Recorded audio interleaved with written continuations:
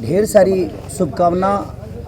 बाबरी के जितने भी टीम है, जितने भी लोग हैं, हमारे वर्कर्स लोग, हमारे टेक्नीशियन डिपार्टमेंट, प्रोड्यूसर जी धीरेन्द्र चौबे जी, देव जी, जितने भी इस फिल्म के जुड़े हुए लोग हैं, सबको मैं प्रणाम करता हूं, जिनकी वजह से आज ये फिल्म कंप्लीट हुई।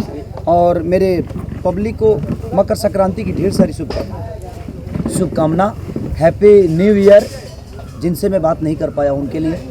और बहुत अच्छी मूवी हमारी बन पाई है। इसमें पंगा हुआ, एक दो बार थोड़ा सा पथराव भी हुआ। हम लोग यूपी में गए थे और एक बार हम दोनों को तो घेर लिया, तलवार लेकर चहेट दिया था लोगों ने कि बाबरी मस्जिद क्यों, बाबरी मस्जिद क्यों। तो पंगा हुआ था, लेकिन हम मीडिया को अभी तक, आज तक हम क्लियर नहीं किए कि क्या हुआ था। और मुझे घेरा भी गया था यूपी में तलवार लेकर।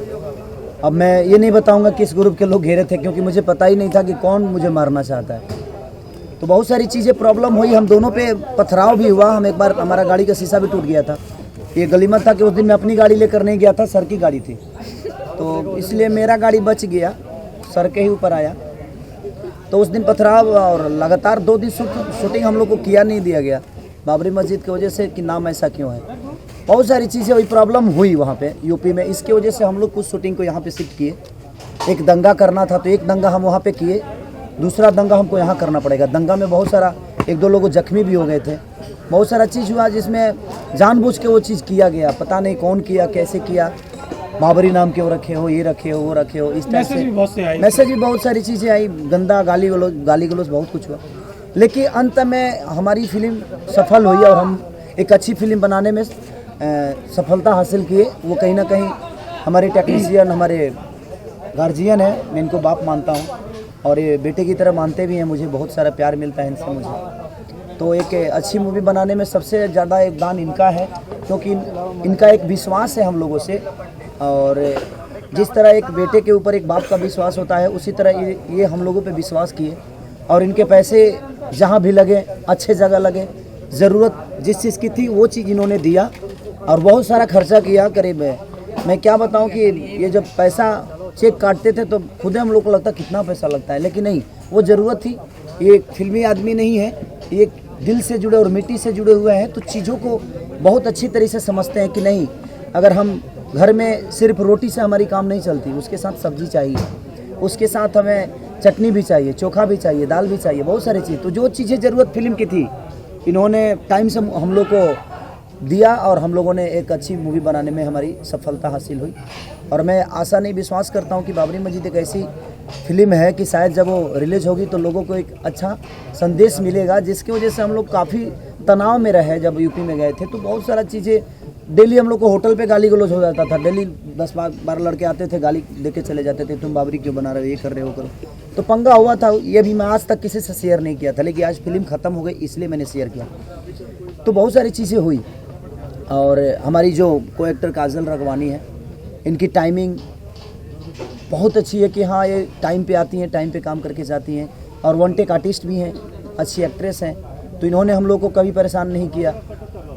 करीबन कोई भी कलाकार इसमें था जो हमें परेशान नहीं किया। सब ने अपनी फिल्म समझ के, बाबरी को अपना होम प्रोडक्शन समझ के काम किया और सब ने बहुत सारा प्यार दिया मुझे। ऐसे मैं सबसे छोटा हूँ इस यूनिट में, पूरी यूनिट में सबसे छोटा मैं ही हूँ। तो मुझे एक जो भाई का प्यार मिलना चाहिए, एक बाप का प्यार मिलना चाहिए, एक माँ का प्यार मिलना चाहिए, वो सब प्यार मुझे इस फिल्म में मिला। और मैं इस फिल्म से बहुत एकदम कॉन्फिडेंस है मेरा, बहुत तगड़ा कॉन्फिडेंस कि मैं फिल्म, जब मेरी फिल्म आएगी तो शायद लोगों को एक अच्छी मूवी देखने को मिलेगी। और लिरिक्स पवन पांडे, आपके प्यारेलाल कवि जी, हमारे आज़ाद सिंह और घुंघरू जी, म्यूजिक डायरेक्टर जो कमाल के बहुत सारी फिल्में मेरी किए हैं, आगे करने वाले हैं। तो एक हम लोग का कॉम्बिनेशन है और मज़ा आया और कमाल के म्यूज़िक हुआ है, मज़ा आता है, हर गाने पे मन करता है नाचने का। और हम लोगों ने नाचा है तो मज़ा आया।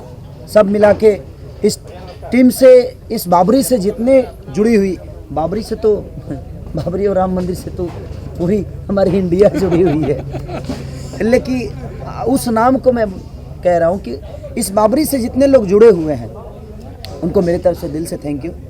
ढेर सारी शुभकामना हमारी फिल्म को पूरा करने के लिए। खेसारी जी, आज मकर संक्रांति है और आज महाराष्ट्र में कहा जाता है कि तिल गुड़ खा और गोड़ गोड़ बोला, तिल गुड़ घ्या गोड़ गोड़ बोला, गोड़ गोड़ बोला। लेकिन आपने आतंकवादी कंप्लीट की और ये बाबरी मस्जिद कंप्लीट की, तो मतलब आप तिल किसी ने खिलाया नहीं आपको तिल गुड़? और अभी लड्डू खाया ना, अभी लड्डू It's like a देखिए, तिल गुड़ ये हमारे only। बाप हैं तो ये गुड़ के जगह पे लड्डू खिला दिए। स्वीट ही हो एक्चुअली मैं 2 बजे तक रिकॉर्डिंग किया और मैं 3 बजे घर पे पहुंचा। सोते सोते मुझे 4 बज गए और मैं 7 बजे उठ गया। किसको खिलाना चाहेंगे तिल गुड़? किसको तिल मानते गुड़ हैं अब कि जब हम ही नहीं खाए हैं तो खिलाएंगे कहाँ से? हमको अभी तो मिलबे नहीं किया। जब हमारे पास होगा तब ना हम किसी को खिलाएंगे जी। लेकिन मैं चाहता हूँ कि देखिए हमारे पास उतना टाइम नहीं था जो मैं तिल गुड़ खा सकूँ। लेकिन मैं चाहता हूँ कि हर आदमी, अब तो सांझ हो गया है, तो रात होने वाला है, अब तिल गुड़ खाइएगा, क्या करेगा आदमी? अभी खा सब सकता अपने लाइक सब लोग अपने नेबर्स के घर जाते हैं और तिल गुड़ देते हैं। लाइक महाराष्ट्र में तो ज्यादा हमको होता तो है। घर जाते जाते 3 घंटा लग जाएगा, जाम भी बहुत। काजल, हाँ। काजल आप क्या कहना चाहेंगे? आज कंप्लीट हुई फिल्म, आज हमारी ब्रेकिंग फिल्म न्यूज complete- है आज का, इन्होंने कहा वन टेक आर्टिस्ट हो गई है काजल राघवानी। माय गुडनेस, जी, थैंक क्या यू कहना सो मच। बस बहुत खुशी हो रही है कि आज हमने फिल्म कंप्लीट की बाबरी मस्जिद। और बस 1 महीने पहले हम गए थे लाइक शूट करने, लखनऊ गए थे, इटावा गए थे। बहुत अच्छा एक्सपीरियंस रहा, वहाँ पे बहुत अच्छी अच्छी लोकेशंस थे और बहुत एंजॉय किया हम लोगों ने। और आज हम लास्ट, हाँ किसको सो आज हम फिल्म सिटी में हमारा गाना शूट कर रहे हैं एंड अभी ख़त्म हुआ है। सो हम बहुत हैप्पी हैं। और मैं सबसे पहले मेरे सारे फैंस, मेरे सारे दोस्त, सभी दर्शकों को मैं मकर संक्रांति की ढेर सारी शुभकामनाएं देना चाहूँगी हमारी पूरी टीम से, बाबरी मस्जिद की पूरी टीम की तरफ से। और तिल गुड़ गया गोड़ गोड़ बोला, मेरी तरफ से थोड़ी थोड़ी शक्कर चख लेना सब लोग। और बस इतना ही प्यार हमारी बाबरी मस्जिद को भी दीजिए। बहुत अच्छी फिल्म बनी है और बहुत यूनिक भी है। सो आप सब ज़रूर देखिए। और देव सर, प्रिंस सर एंड हमारे धीरेन्द्र सर, मैं सबको थैंक यू कहना चाहूँगी और उन सबको ऑल द बेस्ट। धीरेन्द्र जी, आप क्या कहना चाहेंगे? कैसी रही केमिस्ट्री काजल जी और केसारी जी की? बहुत अच्छी फिल्म कंप्लीट, जिसको ये दोनों मिल जाएं वो अपनी रिकवरी की तो गारंटी ले लेगा। मैं गारंटी से कह सकता हूँ। दूसरा, टेंशन मुक्त जीवन प्रोड्यूसर के लिए खेसारी एंड काजल राघवानी, इसके अलावा मैं कुछ नहीं। कहा जाता है कि चलते चलते आखिरी सवाल, खेसारी जी तो हैं आपकी अगली फिल्म में, तो जी, काजल जी के बारे में कुछ सोचा? काजल जी भी हैं, लेकिन अभी मैं क्यों सब कुछ खुलवा रहे हैं। अभी मुहूर्त करने जा रहे हैं खेसारी जी 10 दिन बाद। क्यों तुम्हारी झलक मत, 10 दिन बाद हम लोग मुहूर्त कर रहे हैं। और पिक्चर का नाम अभी बता दे रहा हूँ, कस्में वादे। हो सकता है ये टाइटल 19-20 हो सकता है, लेकिन कस्में वादे नहीं बदल देंगे।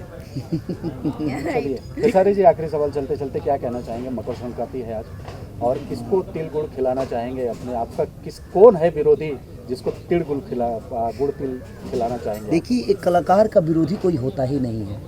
अगर हमारे विरोधी होते तो शायद हम आज इतने आगे नहीं होते। और इस इंडस्ट्री में जितने लोग हैं सब मेरे सम्मानजनक लोग हैं।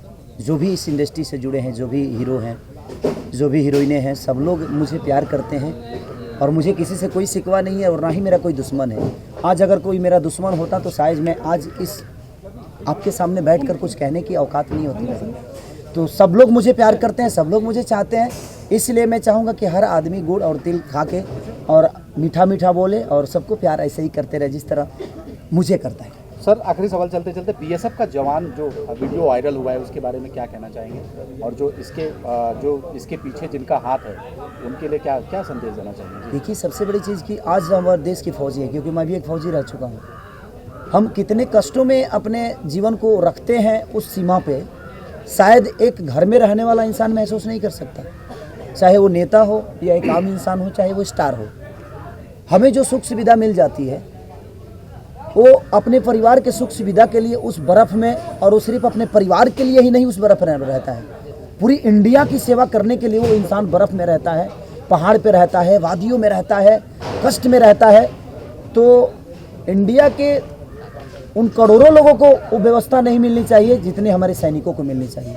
मैं तो यही कहूँगा कि उस सैनिकों को इतनी अच्छी व्यवस्था मिले ताकि उनके अंदर खाने पीने की अगर चीज़ें व्यवस्था नहीं की जाएगी तो शायद हमारे देश की रक्षा क्या करेंगे बताइए।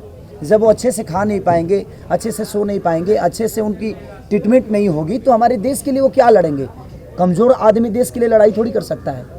तो जो भी है इस देश में, जितने भी हमारे जो भी सरकार हो, हर सरकार से मैं अपील करूँगा कि इस चीज़ पे ज़्यादा ख्याल रखा जाए ताकि हमारे देश के फौजी आज सीमा पे हैं, तभी शायद हम लोग सुरक्षित हैं और हमारे बीवी बच्चे रोड पे अच्छे से चल पा रहे हैं, अपने घर में अच्छे से रह पा रहे हैं। तो मैं चाहूँगा कि हमारे देश के फौजियों को इतनी सुविधा मिले, इतनी अच्छी खाना पीना मिले कि शायद वो उनके मजबूती रहे ताकि वो दुश्मन का सामना कर सके।